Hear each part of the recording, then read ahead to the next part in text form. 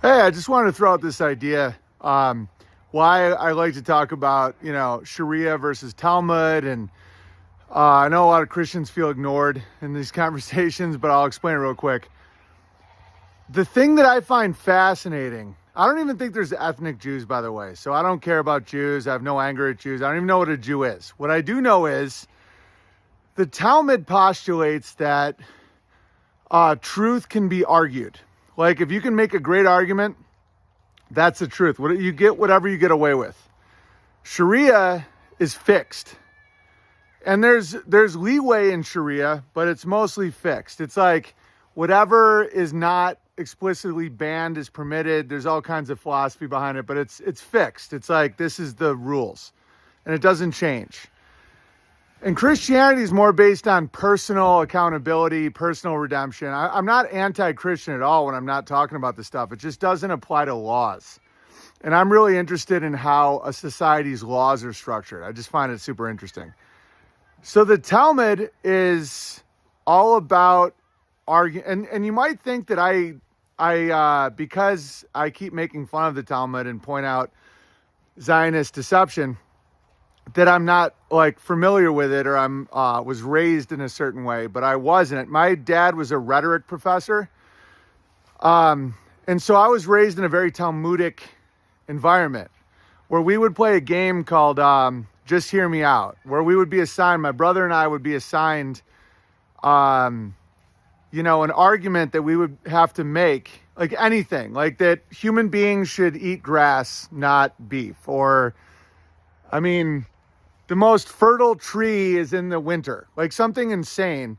And we would have to come up with an argument to try and convince someone that that is the truth. So I'm raised that way. Like, I understand that. The reason I warn people against that way of thinking is it makes you insane. Like, my parents had me later in life, and my mother is not Talmudic at all. She's very salt of the earth Germanic. My dad is very, very Talmudic. Like, whatever he can argue, whatever he can get away with is the truth. The truth doesn't exist outside of his own will. And I understand that. Like, I'm familiar with it. It's not, this isn't quote unquote anti-Semitism. It's a deep philosophical thing where, you end up being so unbridled and unmoored to reality that you go completely nuts. And my parents had me later in life, so I got to see the end of the road for where this goes. My parents are in their 80s now, and my mom is totally normal and happy and functional, and my dad is just has no idea what reality is and is miserable. And you might say that I have daddy issues. I don't. I love my dad. It's all good. It's just reality. Like, if you have a dad that works in coal mines and he gets black lung, like, you see that. And I see all the, a lot of the people he worked with, they all ended up totally crazy, because the game of truth is whatever we can argue and get away with ends very badly for the people participating in that. Like, I would be in favor of abortion if the mother's life was at risk. That's the only time I would ever be in favor of abortion, because I don't, obviously, if the mother's life is at risk, that is a situation. Now, the Talmud would argue, well, the mother's life's at risk if she can't work and can't buy the clothes she wants. You see how conniving that is? Like, it's about the spirit of honesty. And that's why the world's getting so nuts, is because people don't trust each other's arguments anymore, because the game has gone too far. Because you don't trust the other's intention. If I trusted people's intention that when they said, abortion is if a mother's life is at risk, I would be like, oh yeah, totally. And a lot of people used to be very naive to this, and they would say, yeah, nobody would want an abortion. But nobody would want to have a woman die, if the child is affecting her life. So a lot of people assume people are reasonable and that they're trying to do what's right. Well, the Talmudic type does not think that way. They would think, let's chop up the baby and sell it for parts. And the longer we can go in the womb and chop it up, the more money we'll make.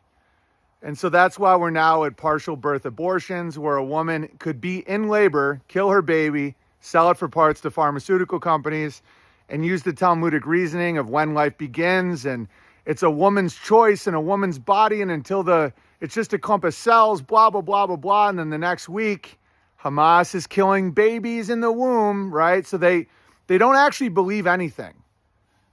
And that's the Talmud. Okay, that's their worldview. And there's Jews that have an honest worldview. And there's Muslims that have a distorted worldview. And everybody's different. I know some Jews I trust really well. But if you analyze what the Talmud is on a fundamental level, it's not a book of rules. It's a book of debates. Okay, so rabbis 500 years ago would debate on what age can you bang a little kid. And that debate is what they reference for when they're passing judgment. It's very much like the American legal system, where it's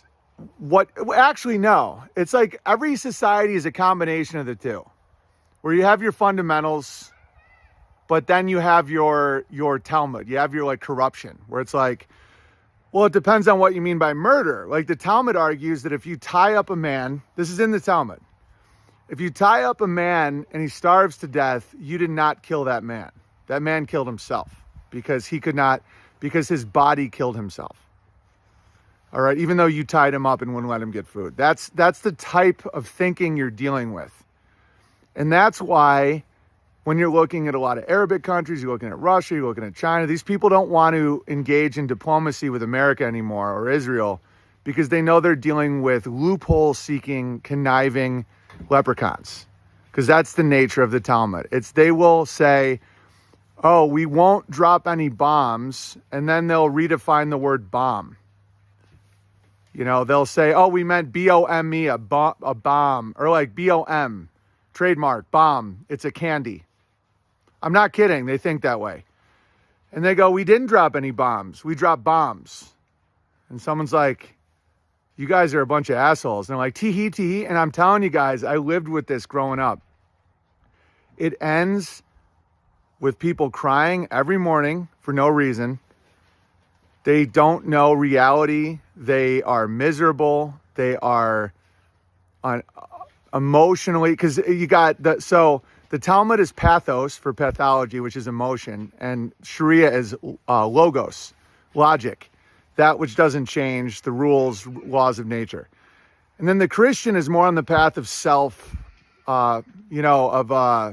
redemption, which is a great path. Don't get me wrong. Like a lot of Christians I know are on a great path for self-governance, which I am a big fan of, But Christians don't really structure laws in a society because it's more of a personal journey, which is why the Islamic Jewish clash is so fundamental. Is truth static, or is truth whatever you can argue? And this is why you're not going to see a lot of quote unquote peace in the Middle East, because it's based on that fundamental worldview. I hope that helps. Much love.